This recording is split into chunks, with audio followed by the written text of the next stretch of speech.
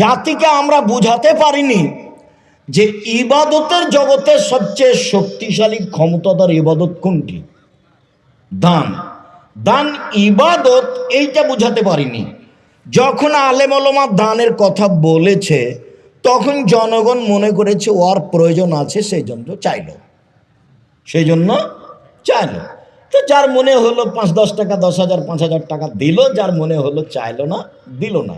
এইভাবেই চলে আসছে যুগ যুগ ধরে।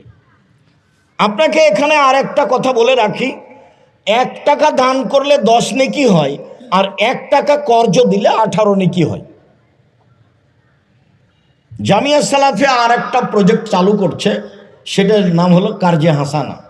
এই ব্যাংকের নাম হলো কার্জে হাসানা।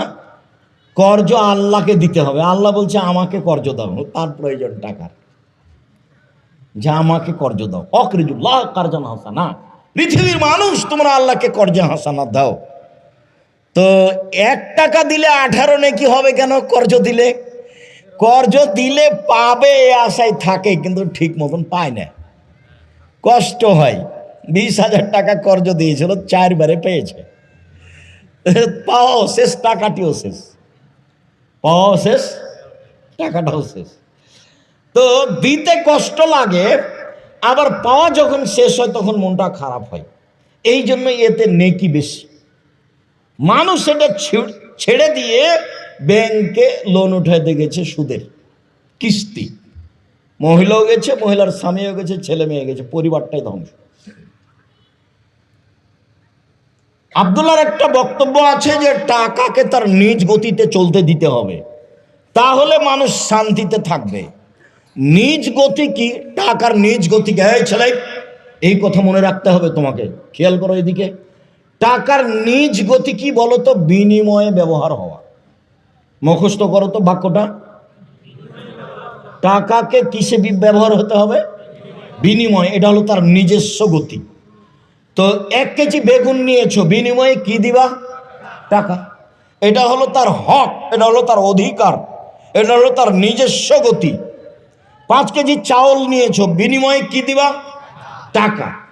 এখনই 100 টাকা দিয়েছো, সুদের ওপরে দিয়েছো, এবার 120 টাকা নিলে, বলো তো 20 টাকার বিনিময় কি? সুদ। এটা তো আর তাকে নিজ গতিতে থাকতে দেওয়া হলো না। এ তো বিনিময় ছাড়া চলতে পারবে না। বিনিময় ছাড়া চললে এর উপরে জুলুম করা হবে।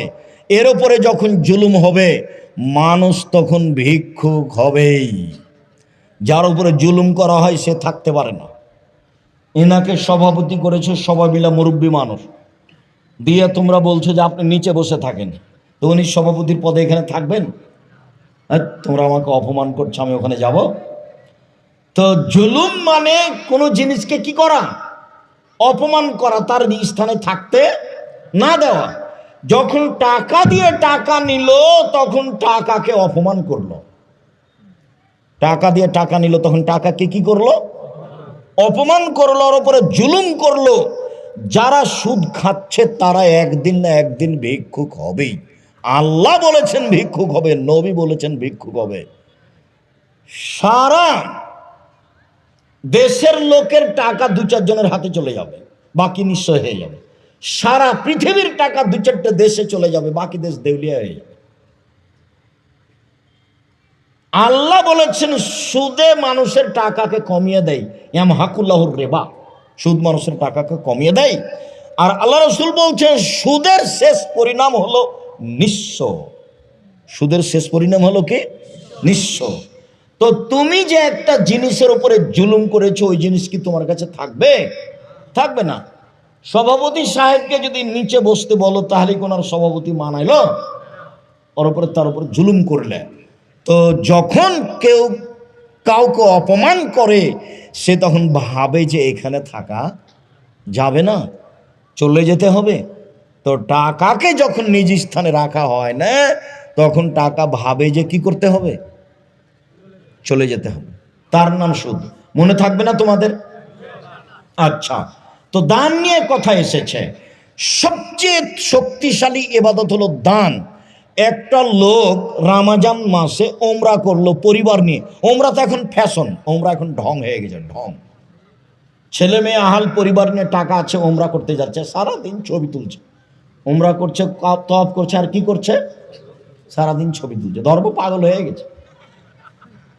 धर्म হচ্ছে राजशाही चांपानेर हवाई लड्डू, दोनों हाथ में लड्डू है, जो चाहे इसको खाए और जो इसको छोड़ दे, हवाई लड्डू। ভুল হিসাব। এইবার তুমি বলো, ওমরাতে তোমার আব্বা 5 লাখ টাকা খরচ করেছে, এই ওমরা কি তোমার দাদার কবরে কোনো কাজ আসবে? না, ক্ষমতা নাই তার। হজ কিছু করতে পারবে না, সলাৎ কিছু করতে পারবে না, তাজবি তাহলিল জিকির আজকার কিছু করতে পারবে না, কোরআন তেলাওয়াত কিছু করতে পারবে না। পৃথিবীর কোনো এমন শক্তি নেই সরাসরি ক্ষমতা প্রয়োগ করতে পারে মরা মানুষের উপরে, একমাত্র দান ছাড়া। আল্লাহ নবী বলছেন, ইন্না সাদকাতা তুতফিউ হারাল কবুরে মিন আহলিহা, দান কবরবাসীর পাপকে মিটিয়ে দেয়, বন্ধ করে দেয়। একটা লোক এসে বলছে, আল্লাহর নবী, আমার আব্বা মারা গেছেন, টাকা পয়সা ছেড়ে গেছেন, কোনো ওসিয়ত করে যাননি, আমার আব্বার নামে দান করলে আমার আব্বার পাপ মিটে যাবে কি? কারো নাম আল্লাহ রসুল বলেন হ্যাঁ। তখন আল্লাহ নবী বললেন না যে তোমার বাপের বড় পাপ মিটবে না, ছোট পাপ মিটবে, এই কথা বললেন না।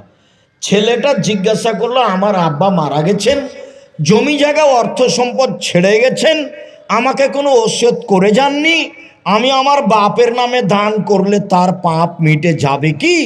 উত্তরে আল্লাহ নবী বললেন হ্যাঁ। বোঝা গেল কি? এমন কোনো হাদিস নাই কেউ বলবে যে আমি হজ করেছি, আমার বাপের কবরের পাপ মিটবে কি, এরকম কোনো কথা নেই। আমি উমরা করেছি, আমার বাপের কবরের পাপ মিটবে কি? জি না। বাপের, মায়ের, দাদা দাদির, মরা মানুষের কবরের শাস্তি বন্ধ করার 1 নম্বর পথ হলো দান, 2 নম্বর পথ হলো দোয়া, আল্লাহ আমার বাপকে ক্ষমা করো। মনে থাকবে না মনে হয়? 1 নম্বর পথ কি? আপনার আব্বার উপকার করতে পারবেন। গাজীপুরের জমি যেদিন আপনার আব্বা ভোগ করেছে সেদিনের দাম ছিল না, সেদিন বাঘ আর ভালুক থাকতো।